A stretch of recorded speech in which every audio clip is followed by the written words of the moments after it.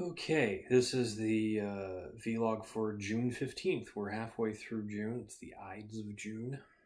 And in a couple of days, it will be the 4-month anniversary of me starting this vlog. A lot has happened in 4 months. But we'll go over that. Wait, it's 4 months, right? March, April, May, June. Yeah, okay, I know how to count. That's not my strong point, but I know how to count. So since everybody else is out of town, I have the house to myself. It has been, I like it during the day. It's far less creepy that way. But I've had to fend for myself a little bit, can't rely on meals being prepared. So I ordered a pizza, and I am delighted to know that it still takes me at least 2 days to eat an entire large pizza. However, related, I am not going to want to eat pizza for a while, at least a week. It was a very nice day. Watered some of the plants outside. It didn't seem like they needed that much water. The soil was still moist because I think it rained last night. But it's going to be very warm over the next couple of days, so I'm probably going to have to water tomorrow morning. Last night, so I'm pretty tired and I'm going to go to bed. Now it's after 10. Pretty quick here. But I thought I was going to have to do an entire extra quest to unlock the sacrifice in Warframe. That was not the case. I had actually taken care of all the prerequisites except for the Chains of Harrow, which was, as I may have mentioned last night, a harrowing experience.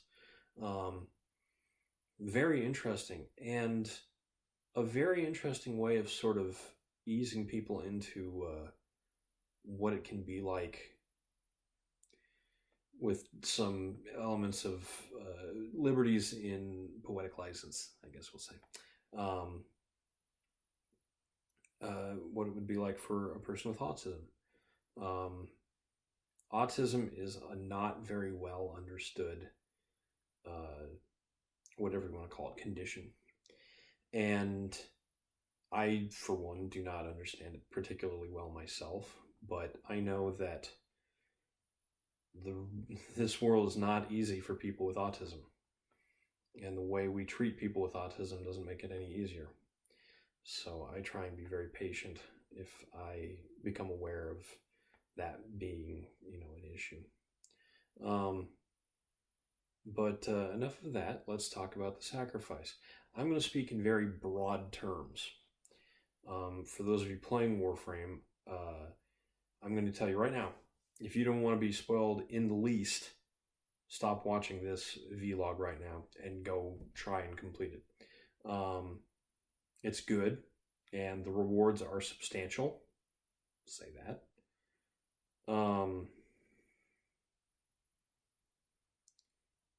Yeah. Okay, so now you've had your chance. I'm going to talk a little bit about it. Sacrifice is the third in a cinematic quest trilogy that started with Warframe's second Dream quest, which was followed by the War Within quest, and culminates in the Sacrifice quest. Now, unlike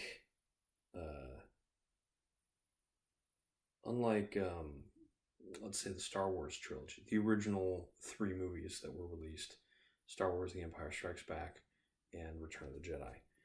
Those films are very interesting when you keep in mind that they were released at least 5 years apart from one another. Or maybe 4. I think Empire Strikes Back came out the year I was born, which would have been 81. And Return of the Jedi came out in 86, 5 years later. But Star Wars itself came out in 1977. So 4 years between the first and second movie, and 5 years between the second and third movie. Okay. So, imagine, if you will, 1977, you're a teenager, you're 17 years old, and you sneak off and go see a movie, and it's Star Wars. Everybody's been talking about it. You don't know what it is. Are the stars fighting? Is that why there's a war? Okay. And it starts, and you hear this amazing John Williams music, and The Star Destroyer comes flying in, making this huge, ominous noise as it chases down this tiny little, I can't remember what they're called, blockade runner? It's more like a function than an actual name of a ship. But you then have this adventure of this farm boy who farms water on a desert planet, goes on an adventure with a crazy old space wizard who has a laser sword that he teaches him a little bit how to use. Also, there's sort of a space pirate guy, and his friend is a big hairy thing that doesn't like to lose at chess. They meet a princess, and they blow up a planet, and everybody's very happy. Cool. You don't think much of it. It was a pretty, condensed story. They told the whole thing in about 2 hours, and it was cool. You liked it. And then a couple of years later, you hear they're making another one. Now you don't know what to expect. It seemed like the bad guys lost pretty big when their planet got blown up. But when you go and see Empire Strikes Back, you realize that there's a lot more going on in this universe than was originally explained. The Empire lost one major facility, but they're spread out across the galaxy. And for that reason, it's going to take a lot of work to actually put an end to the Empire and restore order and peace to the galaxy. So, just having that in mind at the start of the movie, and watching Luke Skywalker, the hero, get so messed up that he has to be dropped in a vat of healing goo for a couple of days to get better, which always sort of made me uncomfortable when I was a kid. I'm more okay with it now that I realize how the whole breathing apparatus works, but when that was shown to me, I did not like it much. That movie proceeds to have giant rocking robots, and a puppet named Yoda, and a city in the clouds, and then a final fateful battle between Luke Skywalker and Darth Vader. So Luke's going to win, right? Because at this point, you have every reason to believe that these are pulp action movies where the hero always wins, gets the girl, saves the day, and goes riding or flying off into the sunset, as the case may be. Instead, Luke gets his goddamn hand chopped off. Pardon my language. You are left with Darth Vader seemingly victorious and also announcing that he's Luke's father, which means that killing him would be awkward. Although he also did just chop Luke's hand off before revealing this little piece of information, which sort of tells you what kind of father he is. So, the point is, that movie ends on sort of a sour note. The heroes have not won. They've only escaped with most of their parts attached. And the bad guys haven't really been dealt any kind of blow.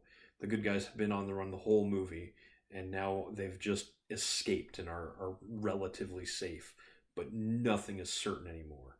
And the fact that Luke is related to this monstrous villain who is ominous and scary and vicious and will choke people at slightest provocation. That's Luke's father. That's how that movie ends. And no one would figure out how this story was going to resolve itself for 5 years. Warframe's only been out for 5 years. And in the last 2 or 3 years, they've put out these 3 cinematic quests.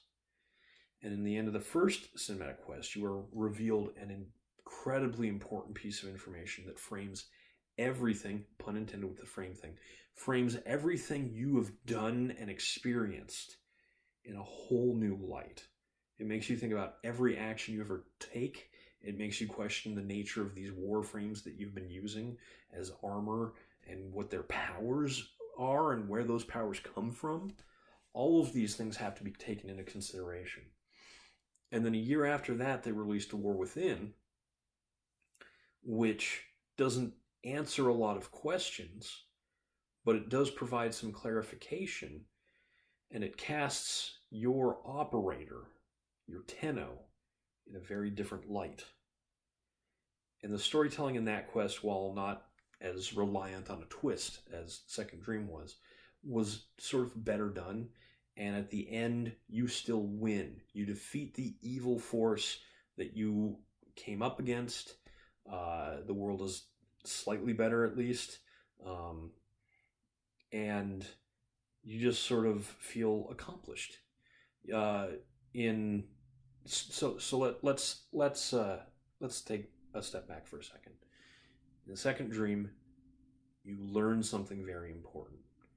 In War Within, you accomplish something very important. So you have two positive things: learning, knowledge gained, which in this case is good knowledge. War Within, you accomplish something, you become stronger, you become more confident in yourself. As a player, you should feel very confident and very accomplished by solving all of the puzzles that have been put in front of you.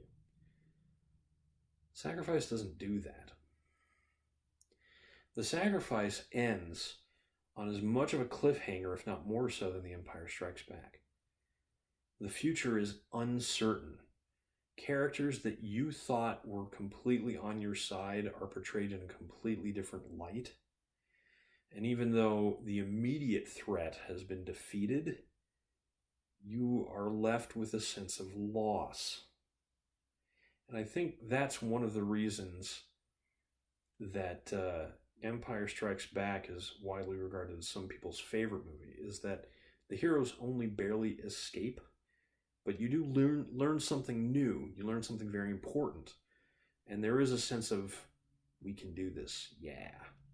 The future is uncertain, but we have gotten stronger, and what we've been through has made us more closely knit. Han Solo and Carbonite notwithstanding.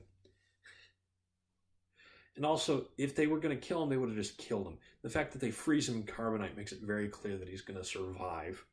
I think they even mentioned he is alive and in perfect hibernation, was the line Lando Calrissian says. That's not what happened in Sacrifice. That's not what happened in Last Jedi. Things are very uncertain, and Luke is very, very gone. And sadly, because of real life, Princess Leia is also very gone.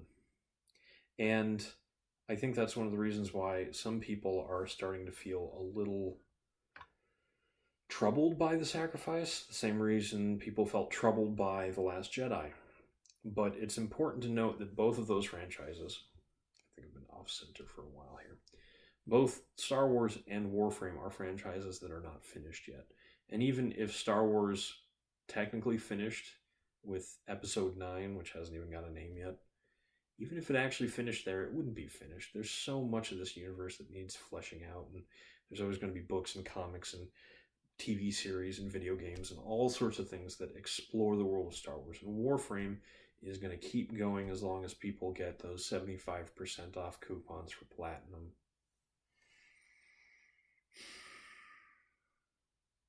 Which is what I got yesterday when I logged in. I think I mentioned that.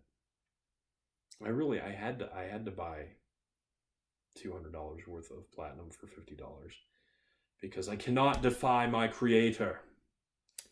Anyway, I'm over 10 minutes now. Been going over a lot lately.